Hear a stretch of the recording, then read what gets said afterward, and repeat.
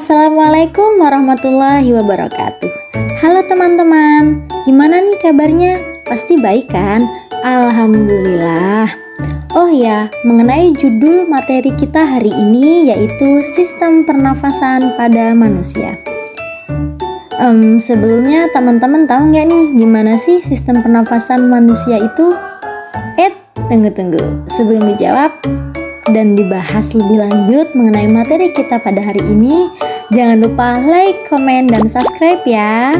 Nah, manusia, hewan, maupun tumbuhan sebagai makhluk hidup itu perlu oksigen untuk bertahan hidup.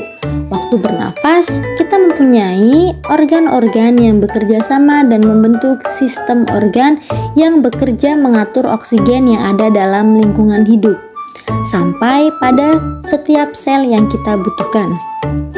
Oksigen ini tidak tersedia loh di dalam tubuh makhluk hidup.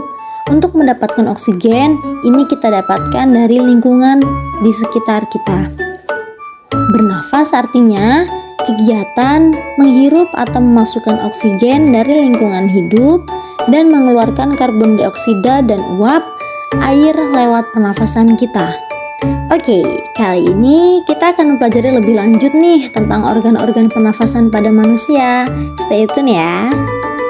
Tika, kamu tahu nggak kalau alat pernafasan kita itu terdiri atas hidung, pangkal hidung atau laring, batang tenggorok atau trakea, cabang batang tenggorok atau bronkus, serta paru-paru. Iya kakak, melalui lubang hidung, udara mendapatkan jalan keluar dan masuk ke dalam tubuh kita. Tapi selain itu, udara juga dapat keluar masuk melalui mulut loh. Oh, begitu ya kak? Iya, jadi kita bernafas menggunakan hidung akan lebih baik loh Tika, karena terdapat lendir dan rambut-rambut halus. Rambut-rambut halus ini berfungsi untuk menyaring udara yang mengandung debu, kotoran, dan juga kuman penyebab penyakit. Terus di hidung kan ada selaput lendir, itu fungsinya untuk apa ya kak? Nah, selaput lendir itu berfungsi untuk mengatur suhu udara yang akan masuk ke paru-paru dan mengatur kelembapan udara agar sesuai dengan kelembapan tubuh kita.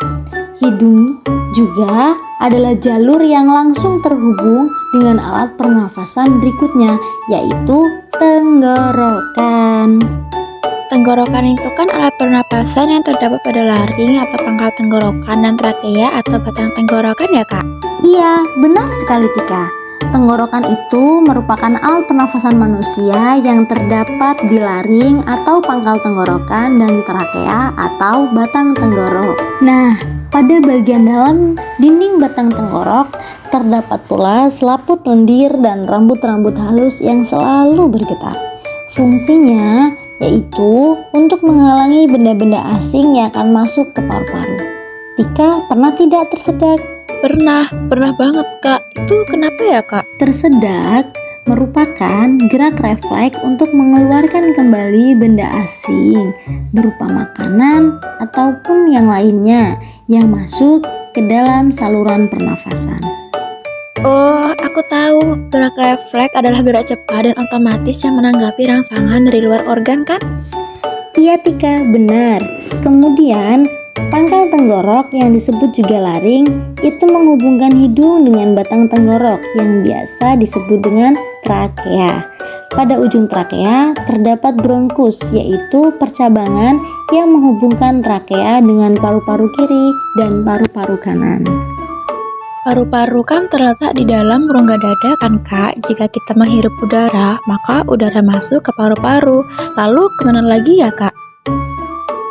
Lalu setelah itu dari paru-paru akan melewati bronkus, kemudian menuju cabang dari bronkus yang biasa kita sebut dengan bronchiolus dan berujung pada gelembung paru-paru yang juga disebut dengan alveolus. Pada alveolus ini kan yang terdapat pembuluh darah, di mana terjadinya pertukaran gas oksigen dan karbon dioksida. Well kak, tahu nggak kalau sistem pernapasan kita terdiri dari dua kan, yaitu sistem pernapasan dada yang umumnya kita lakukan dan juga sistem pernapasan perut. Jelasin dong kak, apa sih perbedaan detailnya? Pernafasan dada yaitu terjadi karena adanya gerakan tulang rusuk oleh otot-otot antar rusuk. Pengambilan udara terjadi saat otot antar rusuk berkontraksi atau mengerut, sehingga tulang rusuk terangkat ke atas, menyebabkan rongga dada dan paru-paru membesar. Oh, begitu. Berarti pengeluaran udara terjadi saat otot antar rusuk berelaksasi atau mengendur saat itu. Tulang rusuk turun ke posisi semula yang menyebabkan rongga dada dan paru-paru mengecil, kan Kak? Ya, benar sekali. Lalu menurut kamu, bagaimana pernafasan perut kita, Tika? Aku belum yakin banget sih Kak, tolong jelasin dong. Pernafasan perut itu terjadi karena adanya gerakan otot diafragma, yaitu sekat yang membatasi antara rongga dada dan rongga perut. Oh, pengambilan udara terjadi saat otot diafragma berkontraksi, posisi diafragma mendatar yang menyebabkan rongga dada dan rongga paru-paru membesar, lalu menyebabkan rongga dada dan paru-paru mengecil. You're right, Tika, kamu benar sekali. Nah, itulah tadi penjelasan materi mengenai sistem pernafasan pada manusia yang perlu kita ketahui.